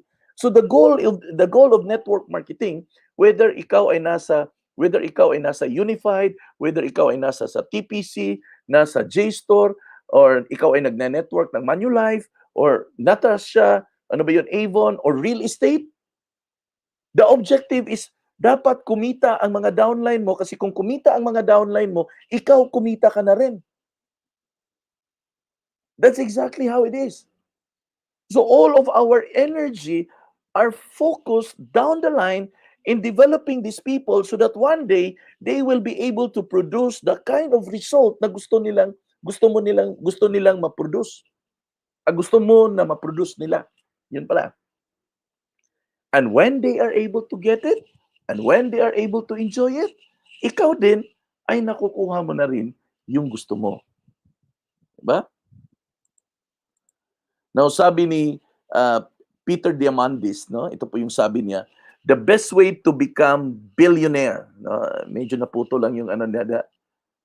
The best way to become billionaire daw, ito yung sabi niya, is to help a billion people. Yun ang sabi niya, oh. Si Peter Diamandis, no? The best way to become a billionaire is to help a billion people. Ganun lang pala. Kung gusto mong maging bilyonaryo, tulungan mo ang bilyong-bilyong tao. Kung gusto mong maging milyonaryo, tulungan mo ang milyon-milyong tao. In principle, help enough other people down the line.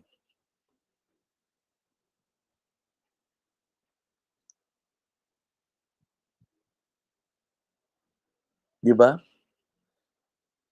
Ito yung that's the reason why I like the concept of network marketing. Because in the business of network marketing, believe me guys, in the business of network marketing, selfish people will not succeed. Ulitin ko ha. In the business of network marketing, selfish people will not succeed.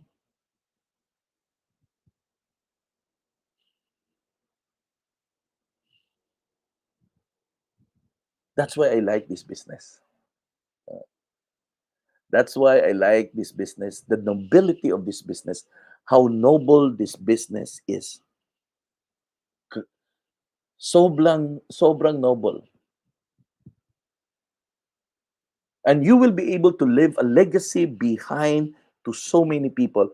Yung downline mo na meron ka ngayon, hindi po yan dumating sa'yo nang walang rason.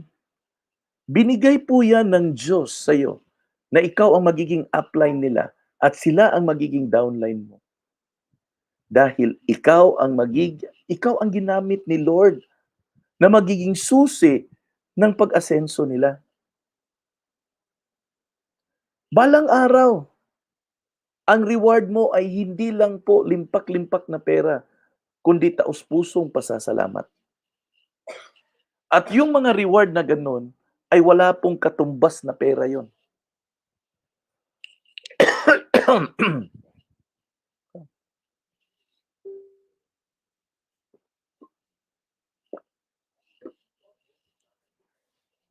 That's a legacy. That's a legacy. Earlier, when I introduced the program ng real estate, the concept of the network marketing in the real estate business, nung inintroduce ko yan, a lot of people is really not embracing about it because nasanay lang sila sa benta-benta. But I believe in my heart that this is a very noble task, no? And I said to myself na even if it takes me forever to educate people about network marketing in line with real estate, kasi marami kasing hindi pumasok sa real estate kasi akala nila na like the traditional ba, benta-bentahan lang at medyo mahirap.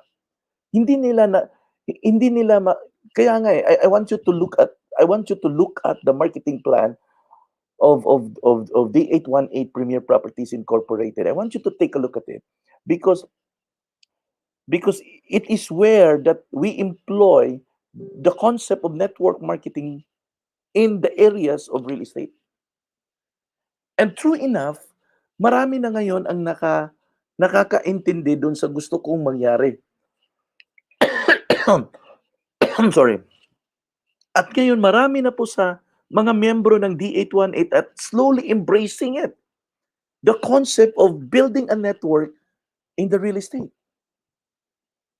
And they have a stable income. Ang dami nang nagkabahay.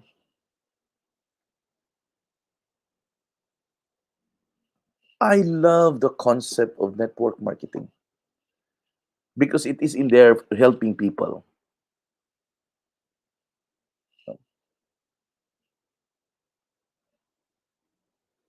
Grabe.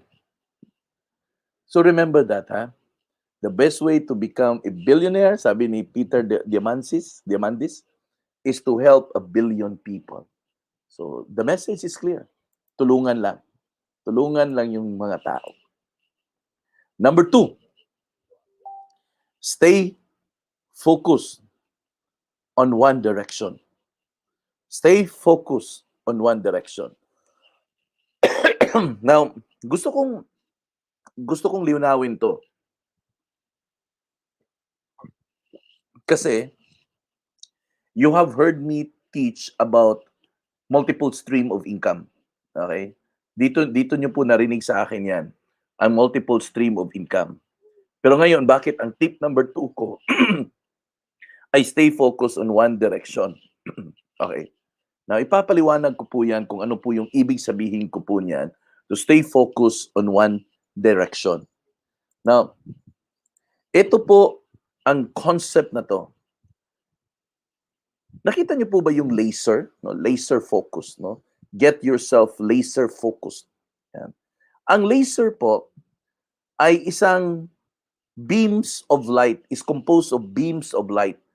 Yung nakikita nyo po na laser, na parang nakikita nyo po ay isang light lang, hindi po yan isang light. That is composed of thousands of beam lights. Marami pong lights po yan. Pero bakit na nakikita mo siya na parang isa? Because they are actually concentrated on one direction. So, ibig sabihin, let's say for example, ito yung mga beams of light, no? For example, ito yung 5, ito ba? 5, 5, no? 5 na beams of light. Ito, hindi mo to makikita na 5 na separate. Kasi it is focused on one. Ang nakikita mo yung isa lang na nakafocus into one. Yun po yung ibig sabihin ng laser focus. Okay?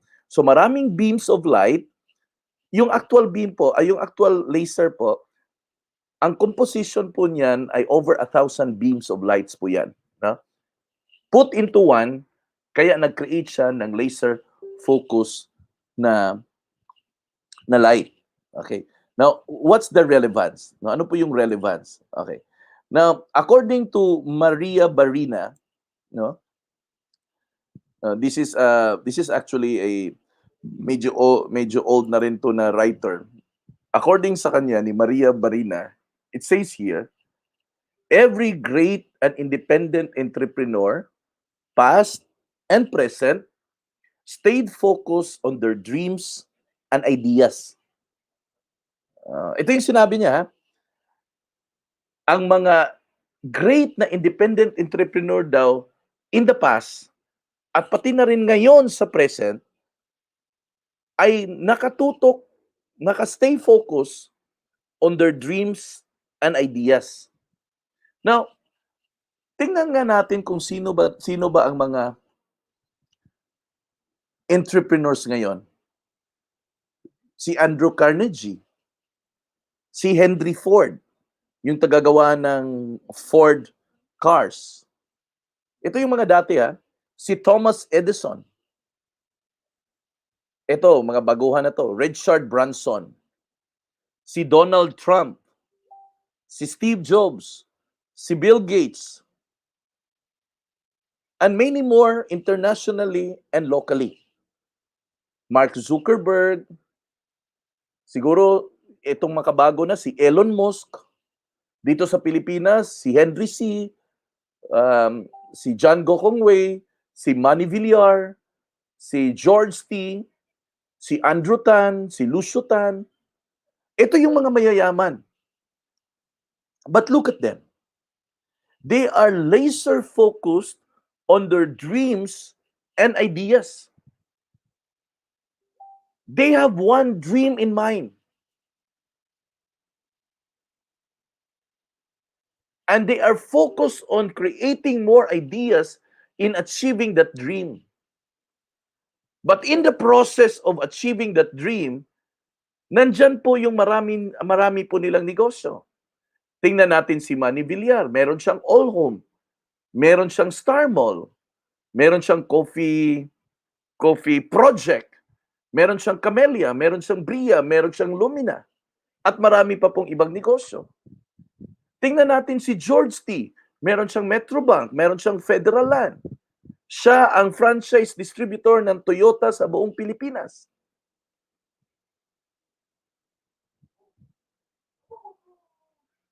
John Gokongwei, tingnan natin, nasa Robinsons. Siya yung may-ari ng Universal Rubina. Yung Cito, Cebu Pacific, ang dating Sun Cellular. Meron pa siyang Robinsons Land. But they remain focused on their dreams. And these dreams of theirs is actually embodied in the vision and mission statement of their holding companies.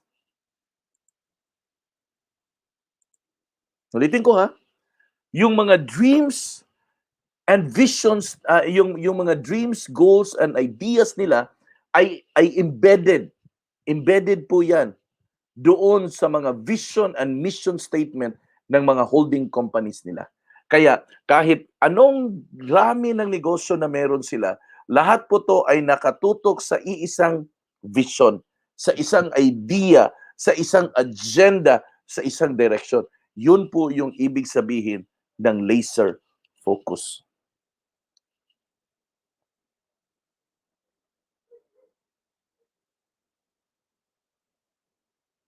Diba?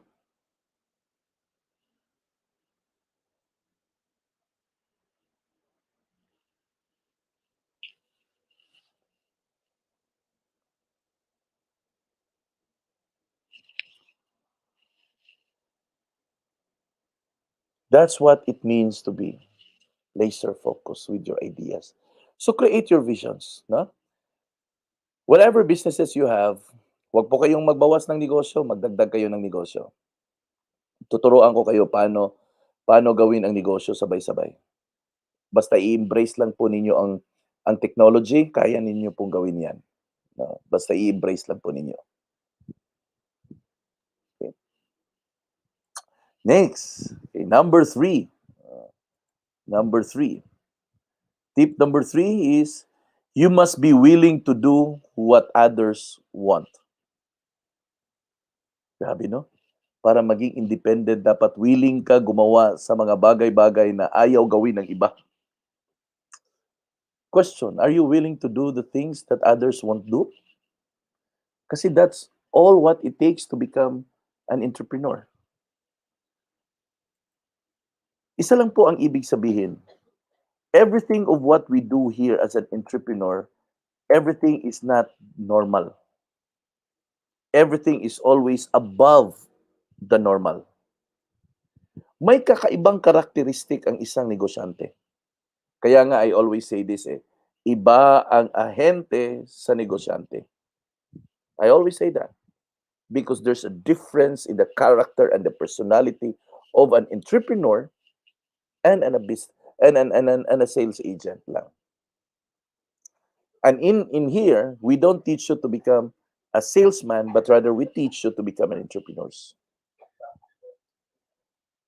The reason why I ask if you are willing to do what others want,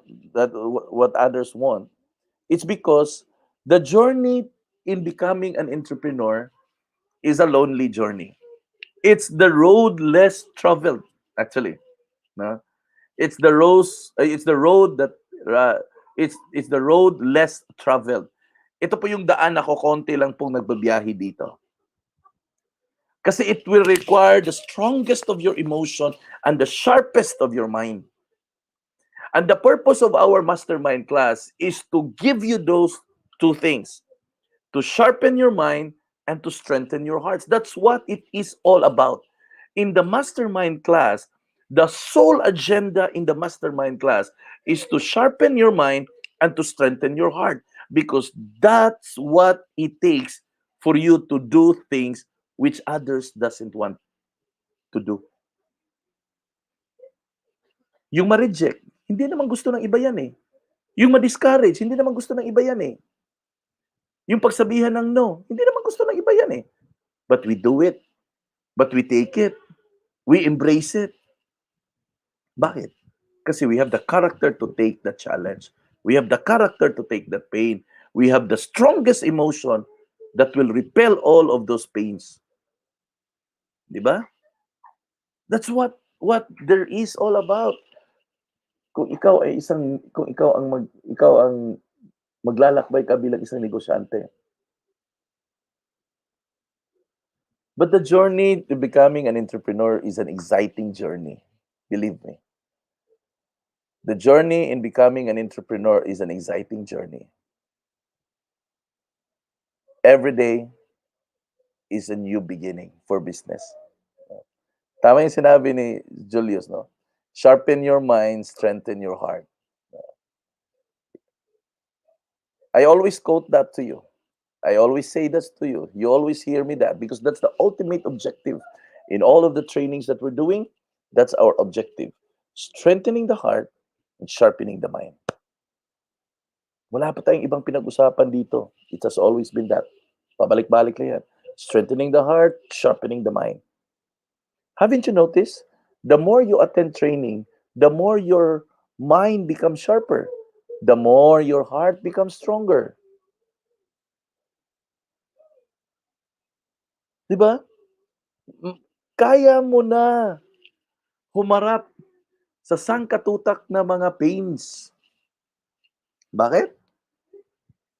Because your mind have prepared everything for it. Prepare yung mind mo. And as I'm about to end, ito lang po yung masasabi ko. Our topic tonight about responsibility and being independent is a key ingredient in order for you to succeed in the business. Without such, it would be totally impossible for you to go from one step to the next.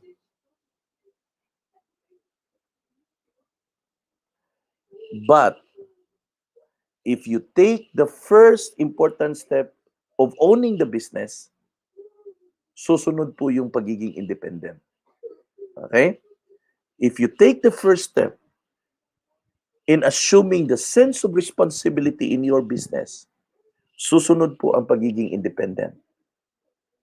Because you will become responsible this time with all of your actions and all of the things that you're going to decide and do.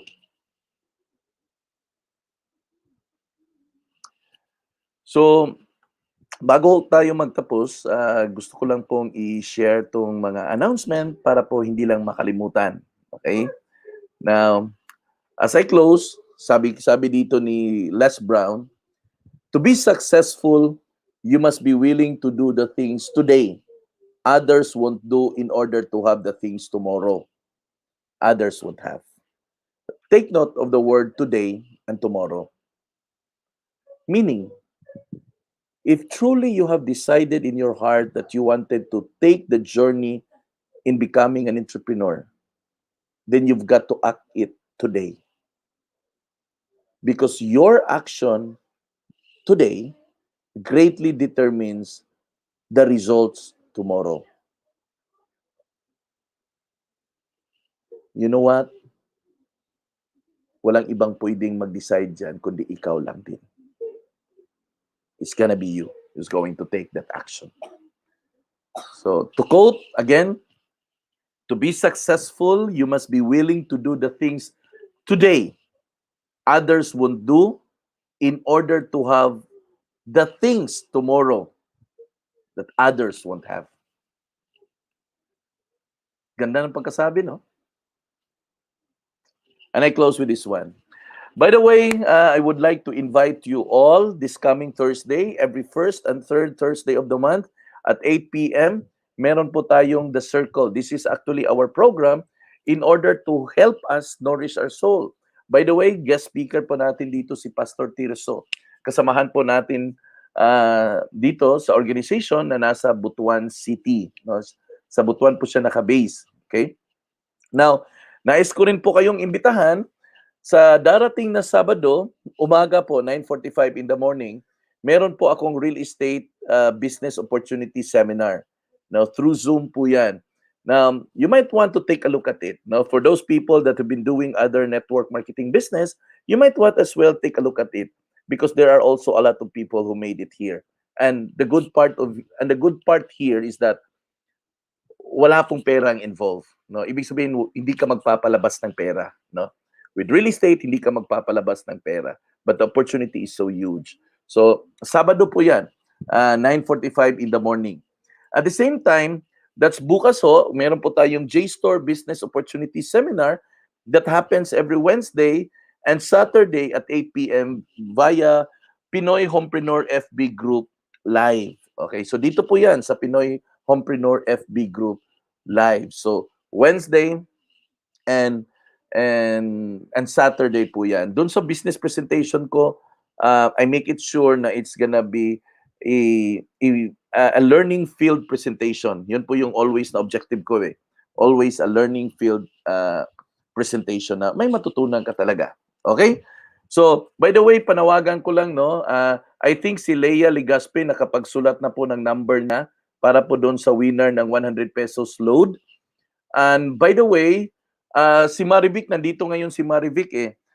Marivic Delgado, siya po yung winner ng libro ni Chinkitan. Marivic, kailangan ko po yung address nyo po. Marivic, yung complete address para ito po ay maipadala po sa inyo. Okay?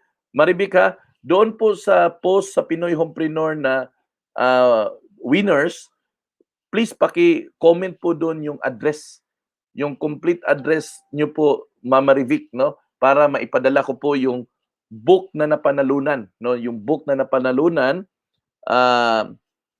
ni Marivic Delgado, no?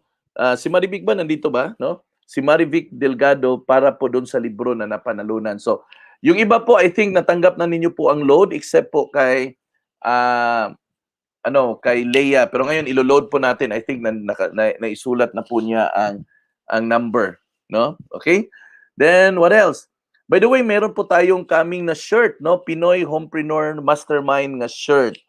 So, yan po yung shirt natin. So, doon po sa mga supporter ng Pinoy Homepreneur Mastermind class, ayan, coming na po yung napakagandang shirt po natin, no? Coming na po yung napakaganda pong shirt natin. Oy, Maribik, nandito na si Maribik, nakita ko na. Maribik, yung address mo, Maribik, ha, para ma-send natin yung libro. Okay. So, ito po ay pinagawa na po natin, mga 2 linggo kasi ang timeline eh. So, after this one, magkakaroon na rin po kayo nito kasi isasali po natin ito sa mga raffle.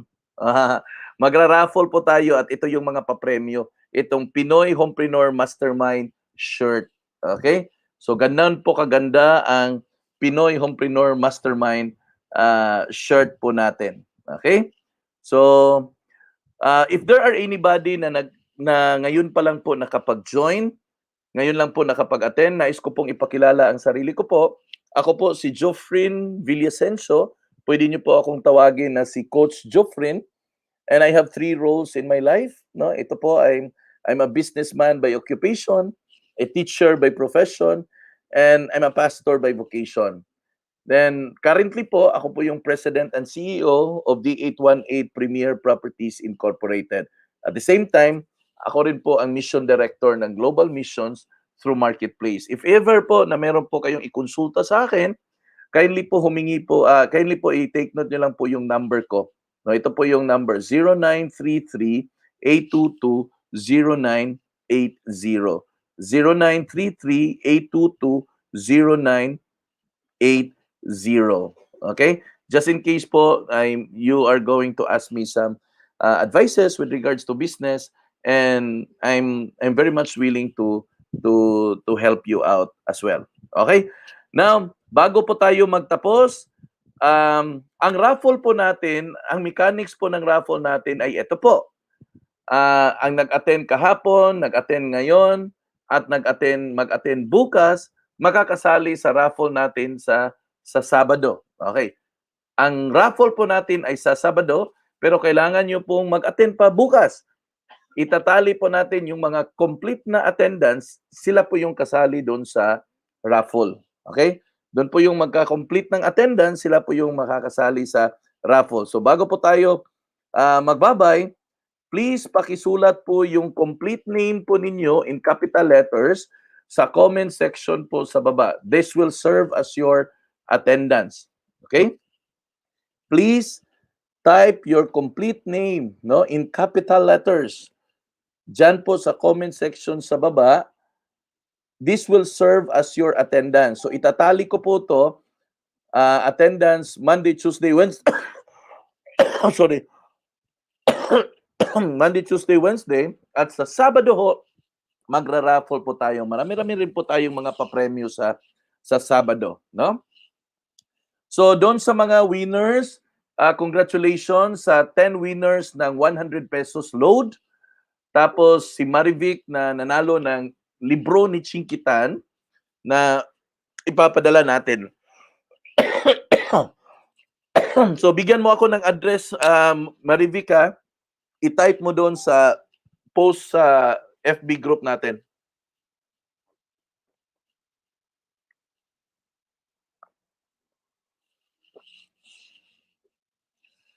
Ayan. Type your complete name in capital letters, no? Sa comment section below. Para po makasali kayo sa magiging paraffle po natin. Ngayong Sabado po 'yan. Okay?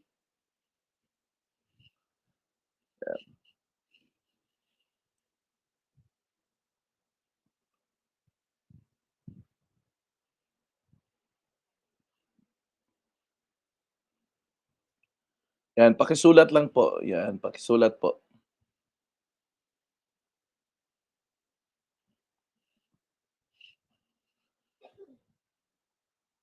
Paki-type kasi hindi naman mawawala pag nasa diyan sa comment section eh. Madaling balikan. Okay? Yung iba ho, yung iba, pakisulat po.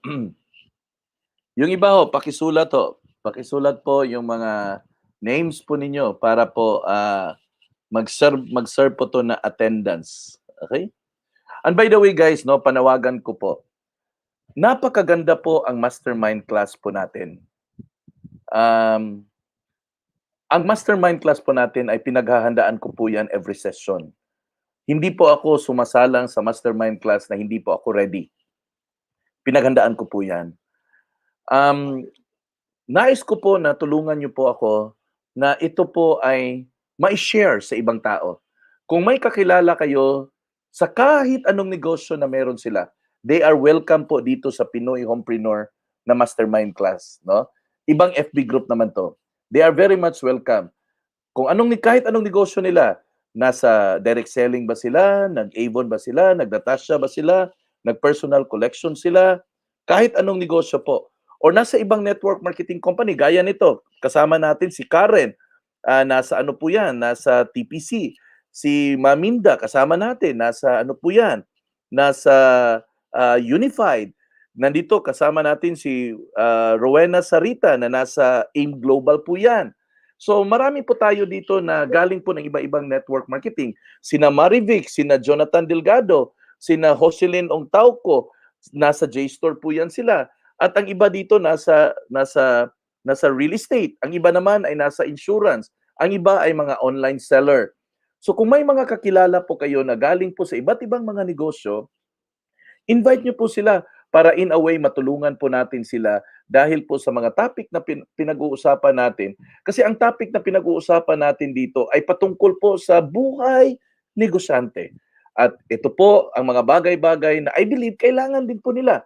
Siguro hindi lang sila nabigyan ng mentor at tayo ang magpipresenta na magiging mentors po nila. At least in little way ay makakatulong po tayo sa kanila. Okay? Ayan, gaya ni Manuel, no? Si Manuel ay nasa manufacturing company siya. So, we are welcoming that, no? Because we believe na ang information naman, ang knowledge ay hindi dapat ipagdamot yan. Kung tayo ay may knowledge, ay dapat marunong tayong mag-share, no? Marunong tayong ako ay hindi ako naniniwala na dapat madamot ka sa knowledge. No. Let's share it, no? Let's share it. The more people na mai-guide natin, the more people na ma-inspire natin, can you just imagine how the world will gonna be look like? So ganun po 'yon, no? So sana po pag may kakilala kayo, i-add na ninyo po sila dito sa Pinoy Homepreneur FB group natin. Para in there, pag nag-live tayo, ay makikita po nila. Maraming salamat po sa gabi na to. At ako po ay taos-pusong nagpapasalamat sa mga time na binibigay niyo po sa akin. It's my privilege and it's by my honor also to be part of your journey. No?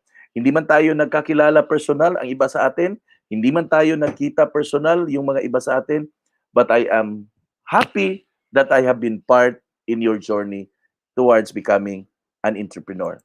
And it's been my prayer at all times na one day, just one day, we will all be that so-called success. Thank you, and God bless you all. Bye-bye.